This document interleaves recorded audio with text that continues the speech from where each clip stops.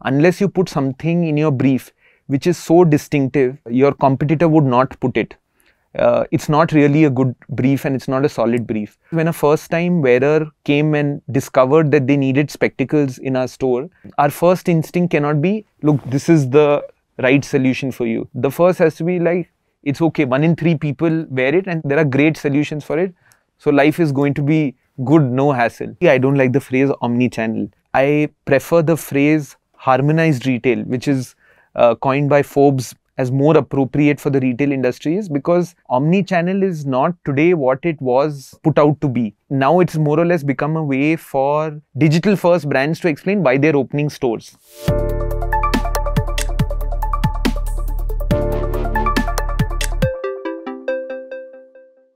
Hello and welcome to the HT Brand Leadership Series, a series of one-on-one interactions with top brand and marketing leaders who will share their industry insights and strategies that have helped shape their stories. This series, hosted by Hindustan Times, offers an exclusive behind-the-scenes look at how leaders adapt their strategies to the changing consumer behavior while leveraging media channels that improve customer relationships. And we have a very, very special guest today. We have Maneesh, who heads marketing at Titan Eye Plus. It's a lovely pleasure to have you today with us, Maneesh. Thank you very much for having me. Very glad to be here and looking forward to our conversation. Maneesh, you're a unique breed of a marketer. You've spent 14 years in one organization. How did you manage to do that? I would say it's not very uncommon in our company Titan. I think the biggest reason for me to stay is the width of opportunity that is available. In the last 14 years, I've had a chance to work in our watches business, in our new business, and in the last 6 odd years in our eye care business. So it's not really like I've been at one place for 14 years. From the kind of work I've got to do, it's been across 3 industries and yet held together by the same company. And I think Titan is a great place to be and I'm very glad to be here. So 3 jobs within the same organization. 3 categories. Again, Titan has been quite generous in offering roles both in retail sales as well as marketing to me over the last few years. So it's been multiple roles even in the same category, and I've moved between sales and marketing. But I would say just the diversity of opportunity that is given in this company, and not bracketing anyone as a marketing person or a salesperson. I think that's been the biggest reason why I've been here. Fabulous. Manish, what is also very intriguing that I too have spent 16 years within the same organization doing exactly what you're saying. Tell me, there's a frequent question that I often hear from the young generation. They ask me, and I'm sure you get a lot of them too, that why have you spent 14, 16 years within the same organization? Is this the response you give to them as well? Like I told you, in Titan, I don't get asked this much because usually I'm in a room where people have spent 25, 30 years in the same company. In fact, it's quite common in our organization that children of employees are also in the same place. But let me ask you that question in return. You've been with HT always. How has it been for you? What have you done to sort of make sure it's always exciting for you? Same thing as you said. So Manish, what we do here, exactly as you said, because there are multiple opportunities within marketing as a field, there's so much more that you can do. You can get into sales, you can get into pre-sales, you can get into solutioning. Even when it comes to execution, there are various opportunities that are available within the organization. You can get into marketing, you can get into core marketing, you can get into product marketing, you can get into branded content. And these are the widths of opportunities that are available between organizations. But very nice to see 2 legacy organizations do what they're good at, surviving and, ensuring that the legacy continues. Titan is one example, HT Media is another. Very glad to be a part of this journey and having this conversation with you. Manish, one question that comes up. When you see and when you've seen marketing and communication to consumers evolve through this journey of the last 14 years, you would have seen a very gradual yet a very strategic, impactful change from then to now. How has marketing changed from what it was then to what it is now? At a very basic level, because consumer preferences have changed, media consumption habits have changed, and exposure has changed. So let me give you an example. In the pre-digital era, urban customers used to be exposed to urban things, and non-urban customers used to see their surroundings, and we would see this distinction far more clearer. But today, the same content is being streamed globally at the same time, and therefore, the aspirations of the urban customer as well as those in mini metros and beyond are more or less the same, because the exposure is same, and therefore they would like to have the same styles, would like to have the same quality that is available to any of their peers. This is, say, on the exposure bit. Even on the media consumption habit, we used to be in a single media environment. It's very, very multimedia environment now. But I would still say these are the surface level changes that happen in any industry, and this will evolve. If you truly ask me, I think there are some classical codes of marketing which have not changed, which is that you have to understand your customer well. The insight is the most important. You have to tell a good story. You have to genuinely have a value proposition to the customer that is unique and that people are willing to pay for it. So if you have that in place, the rest of it you can deal with. But if you're just a Me Too product, if you don't really have a solid value proposition, if you're not able to answer why should that customer put that money on the table for you, that's where it usually falls apart, and then you're explaining the rest of these things. So. Superb. We'll go deep into this. I'm pretty sure that there are set established marketing codes that you'll follow.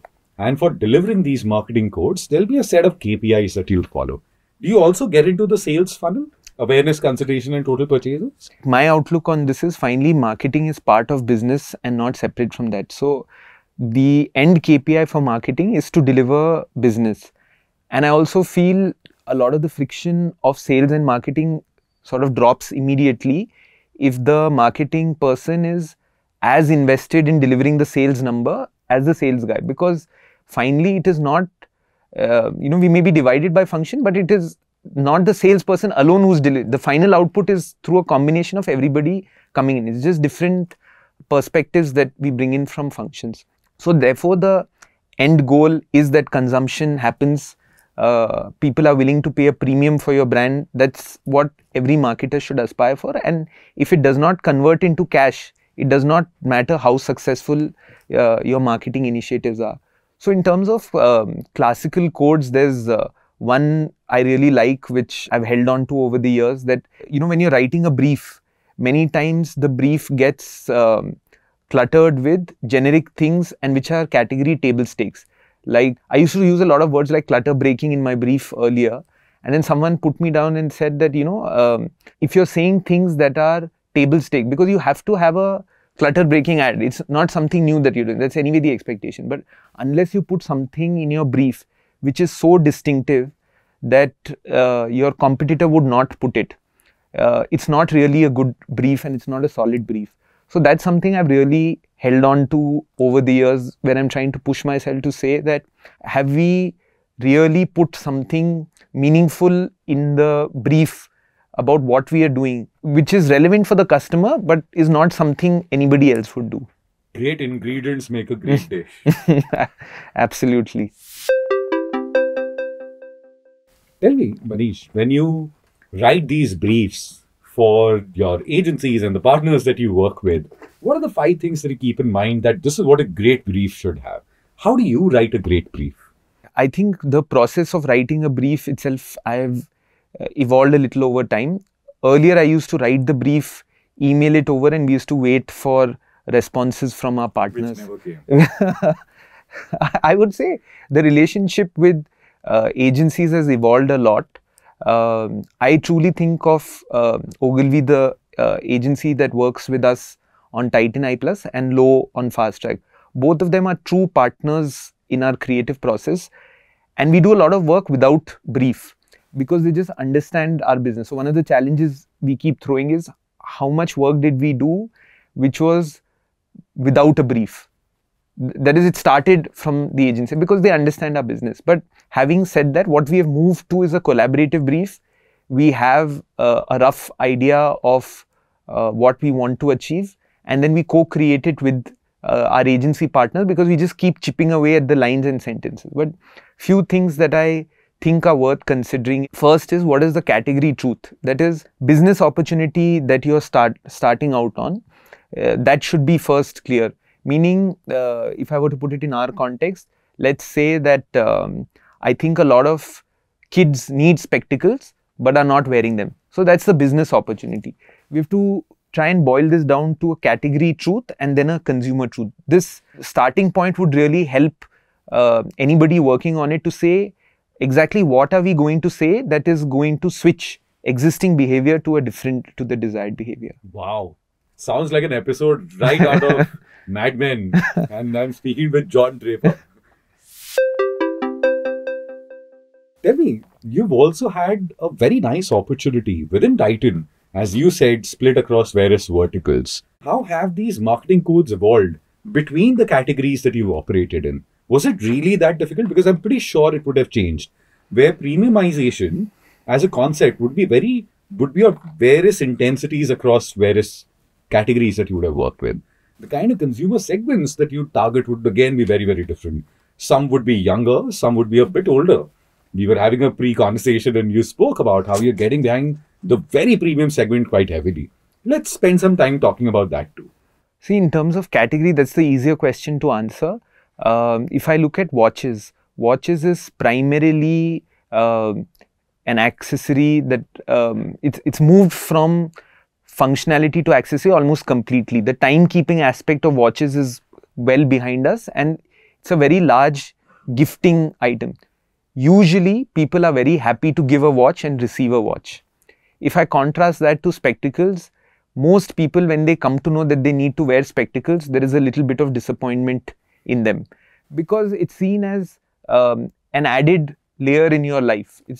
It's not as joyful as I would say as receiving a watch for your birthday. And therefore, the way we sort of interpreted this was, in our brand code, one important aspect had to be empathy. That is, when a first-time wearer came and discovered that they needed spectacles in our store, our first instinct cannot be, look, this is the right solution for you. The first has to be like, it's okay, 1 in 3 people wear it and there are great solutions for it. So life is going to be good, no hassle. Just that little bit of pause, empathy, care, because the other person is really dealing with 2 or 3 things. One is, the vision is blurry, they're developing a headache, and they're wondering what has changed in their life.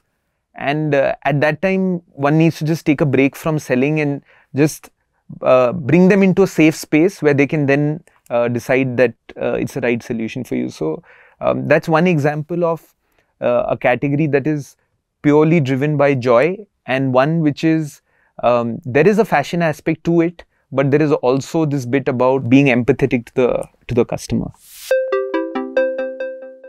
When I speak about it and when I look at this category segment, there's so many innovations that you've drawn in the recent times, right? I remember when during the times of COVID, there was this anti-fog glasses, because we were spending so much time back at home and on our screens. You had these various slew of innovations that you had launched as Titan Eye Plus.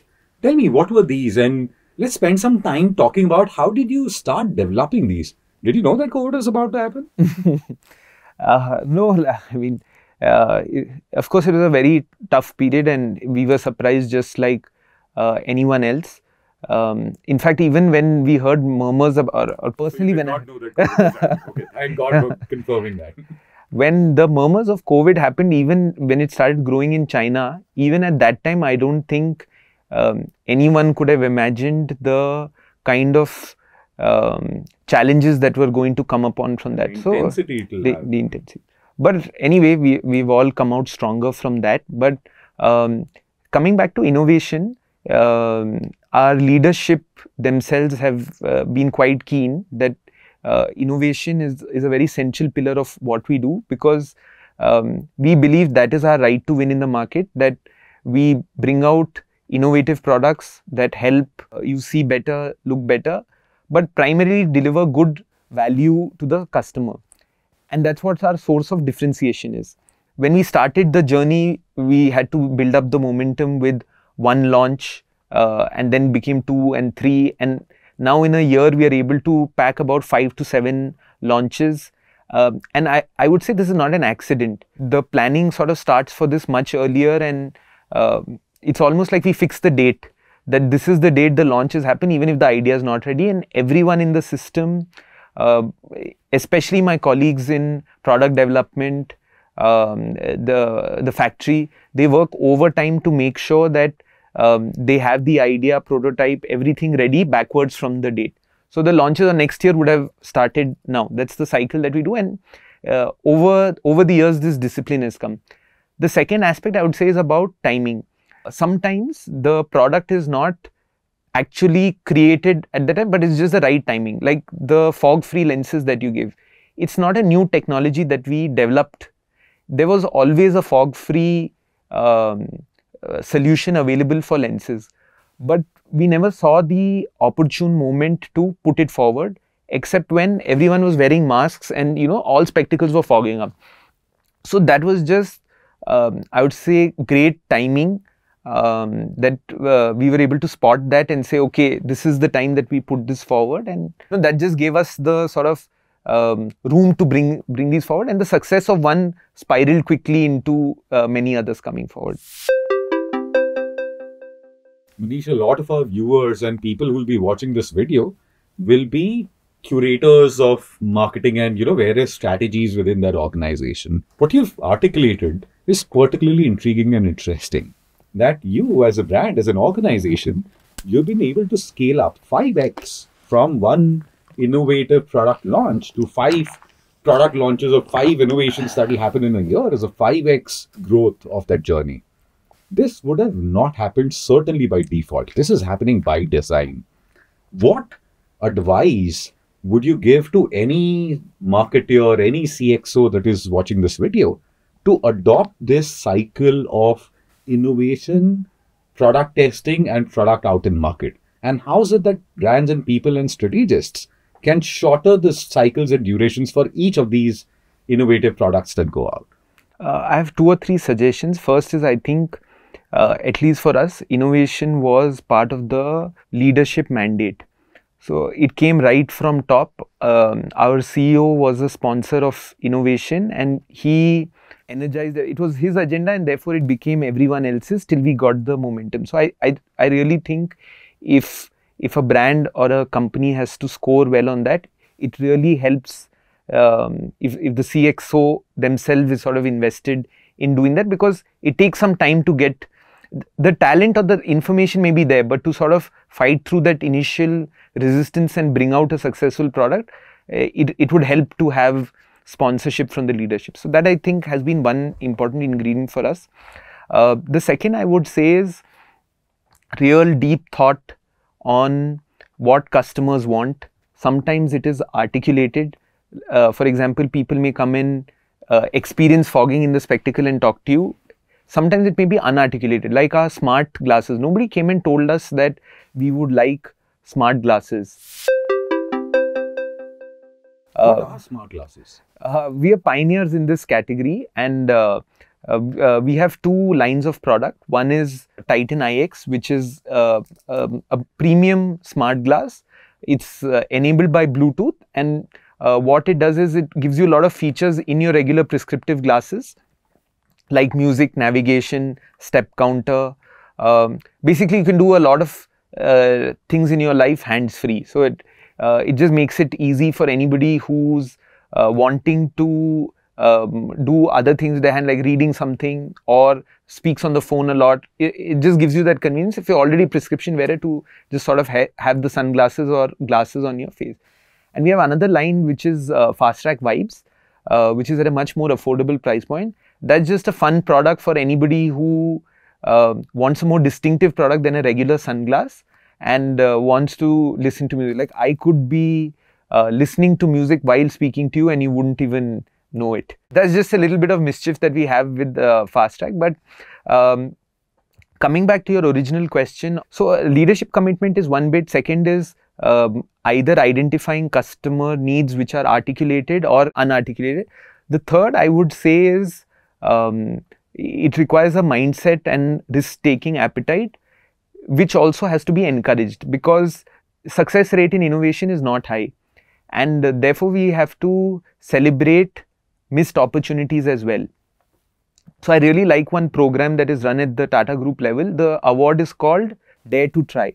So it's not even on successful commercialization of a product, just the mere attempt that you dared enough to try is recognized at the group level. It's not even a company level thing. So I think that's a mindset and cultural trait that sort of encourages this. And finally, I would only say that while in our case, innovation started at product, the area that we picked up was said that innovation can be in advertising as well. Innovation can be in retail design as well. So as we speak today, we took a bet last year on one idea which did well. This year we've charged up our teams to say, let's try 5 ideas about the product is innovative. We've got that rhythm going. How do we say it in a manner that is innovative as well? So it just adds to each other.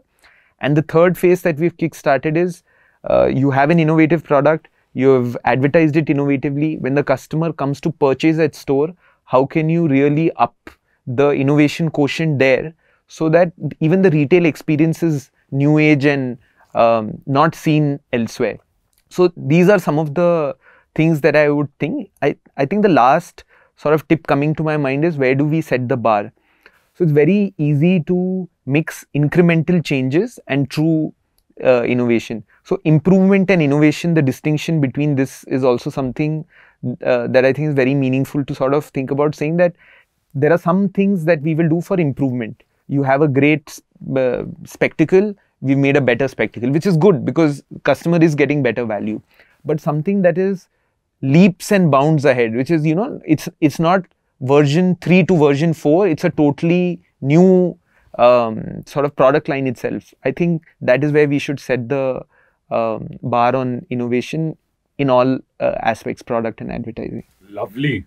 Maneesh, when you were articulating the thing about smart glasses, I felt like I was in a James Bond movie. Sounds so fancy and such a nice piece of tech to see being developed and not even developed, being adopted by the country and the people of the country so effectively. Nice to see you going on that. But what I really captured from your articulation is the evolution of eyewear, of being just prescriptive. Someone has to wear it. It is prescribed by a doctor and it's a chore that I need to do every morning when I wake up and put on my face. And it's an added layer of a product on your body which is not natural, it is forced. But what I also gather from the kind of products that you are developing and the kind of products that you are introducing in the market, you consciously want consumers to move away and adopt it as a fashion accessory. I'm pretty sure it's conscious. If it is, we'd like to hear your take at it. My take on this is it's not conscious. So while I agree with you, there is an overall trend amongst Indian consumers, even beyond our category, to be more lifestyle oriented. They're more experimentative with fashion. I get that. That's a trend that is there across categories. It's there in eyewear as well. But when we really speak to consumers and ask them, why did you enter this category? Usually the reason is that their vision was blurry or they developed a headache, which is, the need is a trigger to get into the category. And I would think, despite whatever are popular narratives, that's true today and it's going to be true for a long time ahead as well, that the fundamental reason why people enter this category is because either age has kicked in or genetics has kicked in or your lifestyle has kicked in, and therefore you need vision correction. If you look at the category code, I would not say it is one or the other. By and large, all customers want to see better and look better. So it's a combination of both these things. Just I'll give you a parallel. Many times one question comes is jewelry adornment or investment? And though I'm not from the industry, but we have always felt that it's both. There is an adornment aspect to it. there is an investment aspect to it. It's finally a mix of both these things that is happening in the customer's mind. Eyewear, I think it is a mix of both these things, and we are trying to do our bit on both these areas. For example, in the area of seeing better, one of the products that I'm really glad that we launched is there is the incidence of vision correction amongst kids is very rapidly rising, and some kids the power moves very quickly. So for a long time the solution was that you correct that, which means today if the power is X, you buy a spectacle that corrects that, then it moves up, then you buy another thing like that. It was solving the situation as is, but not maybe the underlying problem. And then a solution came, it's a globally available solution, which is to slow down this, and it almost brings it down to nil or really slow. Wow. And this was a very expensive solution, and this year Titan Eye Plus has brought a solution out which slows it down. The efficacy of the product is very high, and in terms of pricing it is 5,000 rupees only. So it's significantly improved access for consumers. So in terms of the ability of the child to see better for the rest of their life, I really think we have pushed the bar over there. On the looking better bit also we do our bit. One range of products I really like is we have a premium brand called Zephyr. The first line of products came from France. They were as light as any global product. In our advertising we say as light as a gentle breeze, but basically when it sits on your face you won't be able to tell. And the second line is now made in Italy. It has fashionable Italian acetate frame. Again, you could compare it with some of the best brands across the world and you'd achieve that look. So I'm really proud that an Indian brand is able to come out with these global products and make it accessible here, because there's definitely demand for things. And finally, to just go back to your question, while there is an overarching trend, I would say in our category it is a mix of looking better, seeing better, and we have to straddle both those to bring it together. But I also see and feel very strongly that when you say see better, is reflected it has a very strong DNA and the threads tying to your core positioning statement of the expert who cares. That's how you articulate. Yes. That's your position statement, right? Once you do that, you are able to really bring it alive. You spoke about a couple of experiences that you deliver on the back end side of it. How is it that you think in today's blurry world between there's no hard divide between platforms and consumption across various mediums, how do you see that coming alive? How do you see it coming alive in your digital experiences that you would want to give away, in your social experiences that you would want to give away to the consumer, in your in-person interactions? You did touch about it, but I'm sure there's something more behind the surface of the ocean too. I think the easiest way for me to answer that is just to go back to where this phrase came from. And it was not a marketing tagline. Like, we didn't create an ad and ask people to live up to that. So when COVID hit us, one of the questions we asked was, what is our core and what do we really use as a central point to gravitate towards? And we went to and read through thousands of customer feedback about why they really love the Titan Eye Plus experience. We are rated a near perfect 4.9 out of 5 on Google by 8 lakh customers. So it's as close to a perfect score as you can get in a public forum. And the source of that satisfaction were two. Either people said the way you do your eye testing, the way you recommend a solution, we have not experienced anything like that. And it's not by accident. It's something that we have curated over years and years through training, selecting the right people, ensuring it is consistently deployed, and the right solution is given to the customer. So the expertise bit came out in a big way. And the second is that they said the patient explanation that you do, the considerate way your staff speaks to us, the warmth that is reflected in the real life interaction. Like, it's very common for our staff to, even though we don't offer home eye visits as a regular service, but if somebody calls us and says, look, I have a parent who cannot make it to your store, I have someone who's not well but needs a spectacle, our staff will pick up stock, etc., and go to their house at no additional cost.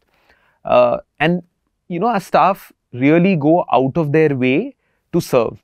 So this came up and as empathy for us.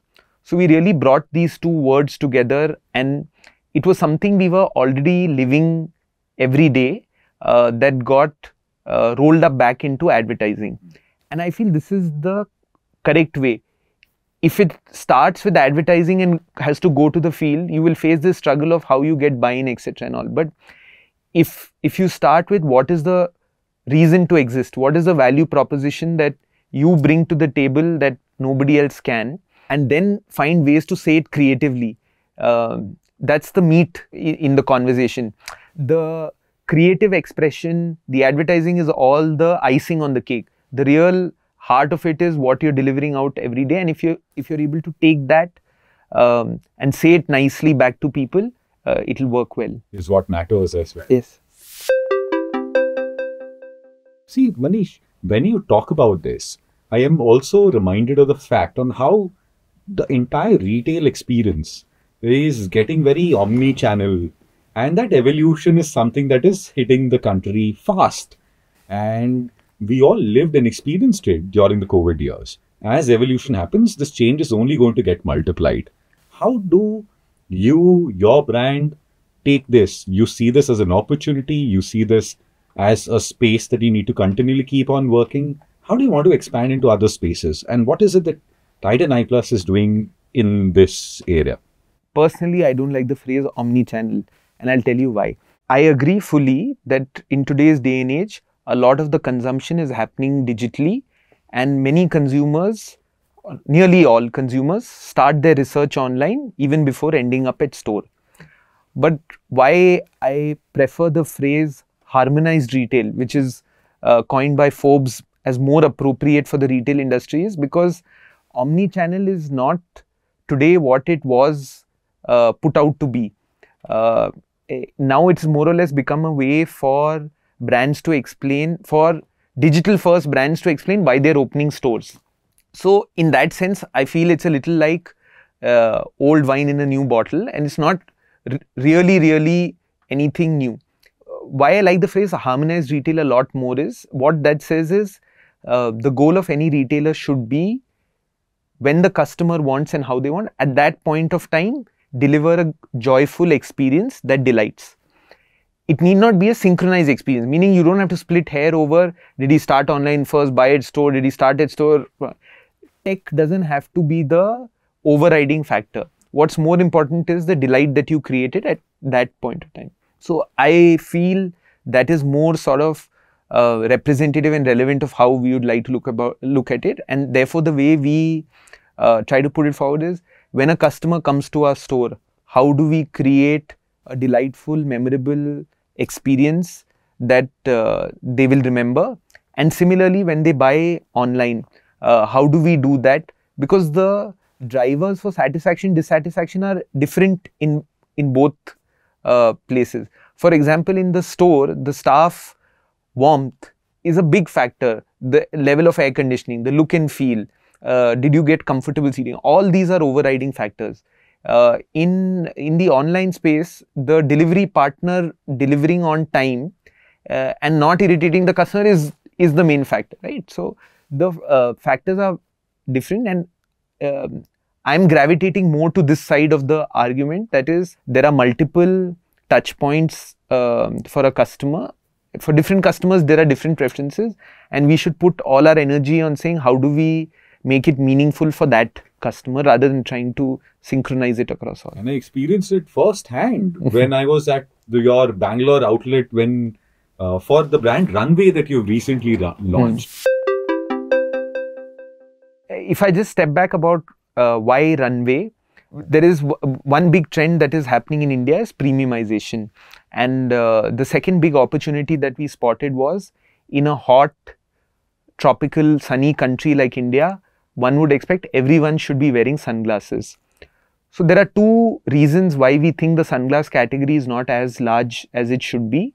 One is a behavioral barrier that people see, which we are trying to solve with our brand Fast Track. And the other is an access bit, which we are trying to solve with Runway. So retail stores that bring the best brands across the world in the premium space under one roof. That was the white space or opportunity that we thought we'd bring together. And the name Runway comes from the fashion runway, because we want to bring the latest in curation from across the world under a single roof. I thought another Tom Cruise movie. No, but I'm glad you thought that as well, because we have a store coming up in the airport very soon, and a lot of people assume that the name Runway comes from the runway of the airport. So I get this question a lot of times, that if you open a store outside the airport, what would you call it? But our runway comes from the fashion runway, and the white space that we saw in premium sunglasses to increase consumption, I told you about. We are very glad for the kind of response that we have got, and while it's the initial step, I would think that you'd see a lot more action from us as we continue to scale up. Maneesh, we spoke about access, and when I think about access, I think it's very interesting to see what are the reasons why some people don't wear glasses or sunglasses. You know, I'm surprised. Can I wear sunglasses indoor? Is it acceptable? Is it socially acceptable? Can I do that? I would be very glad for you to wear sunglasses inside, and may your tribe increase. But we've been scratching our head on this topic for a while now, that in a sunny country like ours, which has bright sunshine for most of the year, why are more people not wearing sunglasses? And there also, I will say, the reasons have not changed much even over the last decade. The biggest barrier that people have, the sunglass category in India, we're estimating to be about 3,000 crore. So for 140 crore Indians there to be consuming such few sunglasses, we are also quite confused about why that is happening. And when we ask customers, the number one barrier that keeps coming up is that consumers worry that when they wear a sunglass, what is the other person going to think about them? Covering your eyes with dark glasses makes people a little worried. Now, there are many theories people have floated around about why that is the underlying reason. Is it about how villains have been portrayed in movies wearing sunglasses? Is it because it looks like you're trying to show off too much? Maybe we are not a very flamboyant consumer segment to start with. That could be the, but whatever is the reason, people hesitate like that. And our creative partners, Low, sort of took on this challenge with our brand Fast Track and said, we will pitch sunglasses. It's always been pitched as a fashion accessory for the longest period, and it's worked well for it. But let's remind people that sunglasses are necessary, not an accessory, or not just an accessory. And therefore, we've gone back to the reason sunglasses were created, to try and reinvigorate the category. One route is the smart sunglass route, which I spoke to you. The other is the regular sunglasses. How do we go back to people and tell them what is the reason? And I would sort of bet that if you wear the right polarized sunglass, your beach experience will never be the same.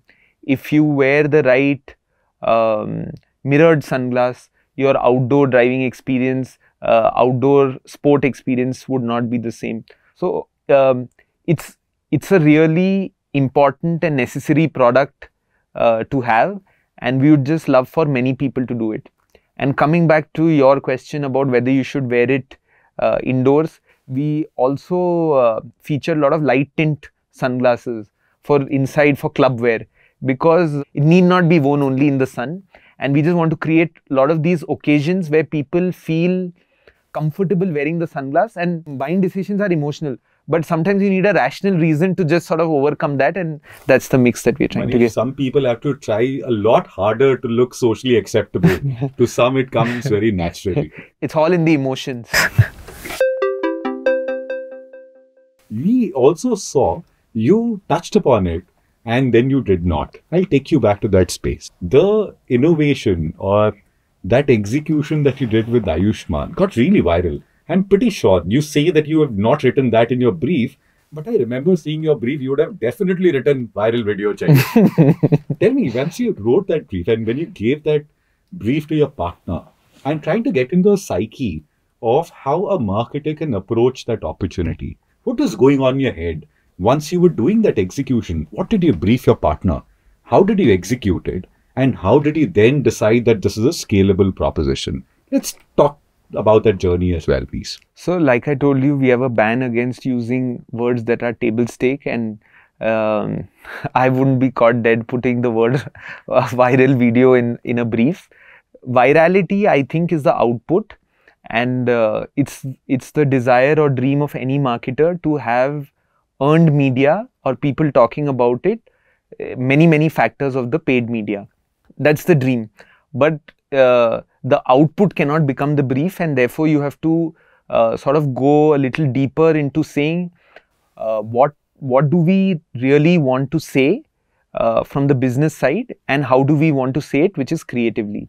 So if I were to step back, our brief was, we have 5 great innovations.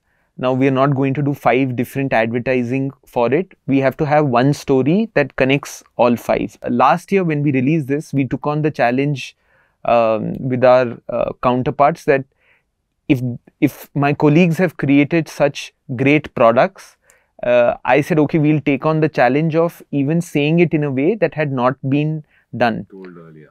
So the bar that we set was, it is not something that we should have seen anywhere. It should be novel, it should be new, fresh, and the least references that we can see, we should see. And then once we have something crazy enough, we'll find a way to do it. And we finally zoned in on the smart kiosk idea, where there's a live outdoor interaction between Ayushman Khurrana, who's our brand ambassador, and the general public. And when we got into the planning, it became so difficult because everything was live, and Ayushman was in the Phoenix Mall with us. Even though he's interacting through the screen, he was there. So we had to bring him in, manage the technology, manage the interactions, and hope at the end of all of this, we got the footage that would make sure that this content can be seen by a lot of people. And I think the 2-3 reasons why we got the ingredients more than the output. The output just happened, but the ingredients, if I say, first is the partnership shown by our creative agency Ogilvy in the time and effort they put behind it, as much as by Ayushman Khurrana and his team, because the flexibility that they showed us, the willingness to try, I think these are all very important factors without which it would not. Second, I would say, is the courage, conviction, the freedom given to me in the company, that if it succeeds, great. If it does not, then also it's okay. So that risk-taking ability, that it was backed by the organization, that made a big difference, because that's how we were able to take that bet. And finally, even our extended partners like Phoenix Mall themselves, the level to which they have gone to accommodate our requests and sort of make this happen, all fell into place. But finally, I don't think there is any clear formula about how to make something viral. It's an attempt that you have to keep doing, but if you can be original, bold, and truly inventive in this approach, be courageous and risk-taking, I'm sure if not today, tomorrow you'd see. And I'm very glad that with the results of that, we are going to make 5 attempts like that this year. I hope at least 1 or 2 of them see the same kind of success that saw. And I disagree. All 5 of them is going to succeed. That's the hope. That's the dream. When you were talking about it, we had another conversation that we were having with the leader in the morning. And I was just thinking about it. I think they're still continuing to evaluate. They want to change the spelling of everything. They want to put an AI in everything. I'm pretty sure you're trying to put an AI somewhere. Are you trying to put AI in your glasses as well? We are, but my joke about AI is, I keep telling people, look, AI is not the solution, because AI in itself is not the solution to anything. It's really, the starting point has to be, what is the customer problem that you're solving? And now with the capabilities of AI, leveraging that capability, how do you make it easier, or what was not possible earlier, doing that? A few things that help in that. One is familiarity with what AI can do is really helpful. Our own journey on content creation in AI has been, we had a few young members in our team raise their hand up and say, look, we don't know this, but we are going to figure this out. And just the potential opportunity with creating content that earlier was not possible at a time that is 1/100th of what it used to take earlier. It's quite amazing to see what some of these tools let you do, and we are now using them at scale, both digitally as well as in other mediums. So that's on the content bit.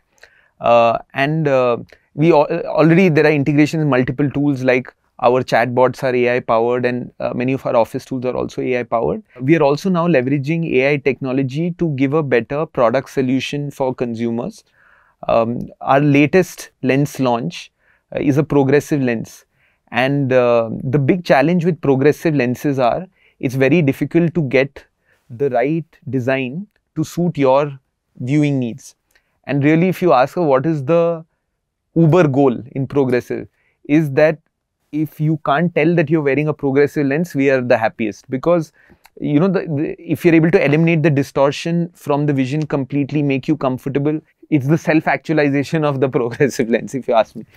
So what this, we already had a top of line lens called Titan Ultima, which is very, very well reviewed. And now we've introduced something which is on top of that. It uses AI technology to sort of prepare a product that is most appropriate for you, and that will give the highest level of comfort that is possible. And I would submit that it would be at par or superior than any global product. So really, I mean, reflecting on your question, yes, there is a lot of AI conversation and action at our end, but AI in itself is not the solution to anything. It's just what you do with the technology, and I really am amazed at the possibilities that are coming now. There is an AI in Titan for sure. Maneesh, it was fabulous having this wonderful conversation with you. Thank you for sharing your insights and sharing it with all our viewers today. Fabulous. Thank you very much for having me, and look forward to being here sometime in the future again. Of course you will be. Thank you. Thank you.